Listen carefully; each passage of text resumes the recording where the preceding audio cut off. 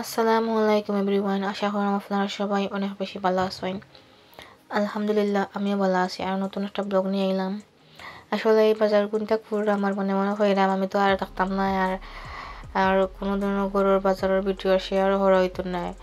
তো এখন তো যেহেতু আমি বিদেশে আইমু, তো নিজে নিজে বাজার করবো, নিজে নিজে ব্লগ করবো। আর দেশের ইতা মাতিয়ে লাভ নাই।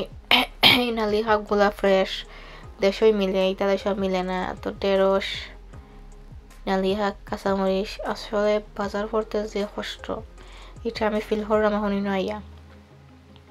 একটা জিনিস দেখিয়া বাঁচিয়া না, তারপরেও আর কত মাতমাছি বাইরে বাপরে, যে 10টা জিনিসের মধ্যে একটা জিনিস পচা হইলে বা একটা কিরকম হয়ে গেলে যে দেখিয়ে আনতে পারো না, নিতেই নি সেই নি। আসলে আসলে যে বাজার করে সেই বুঝের ধাক্কাটা কতটুকু।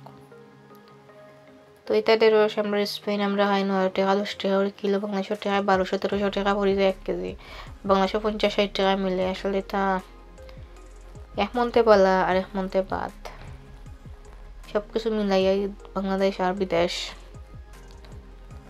আর এটা মুরগি লোক ফ্রেশ, আর বিদেশের মুরগিটা কোন দিন আনিয়া রাখে না রাখে আল্লাহ আকবার, জানি না কোন দিন তা কিলা যাব করে খাদিজার মা নামি ওরা।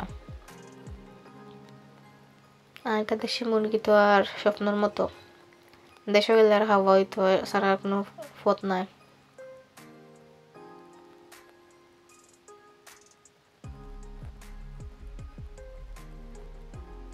এর লাগে মাঝে মাঝে মনে হয় যে বাংলাদেশ বিদেশি এরা দেশেও গেলে তার লাগে তো হাঁকি জাকি হরণ দেশি জিনিস খাইতে পারে। এখন আমি বুঝলাম আসলে আরো যত সময় যাইব তত আরো বেশি বুঝবো। জীবনে তো জানে না কচু খাইতে, কিন্তু বিদেশে আইয়া জানে স্যার কচু খাইতে, লতা খাইতে, উটকি শিরা খাইতে। এটা মাতিয়ে লাভ নেই। আমার আজকে ব্লগটা এই পর্যন্ত, ভালো থাকবা সবাই।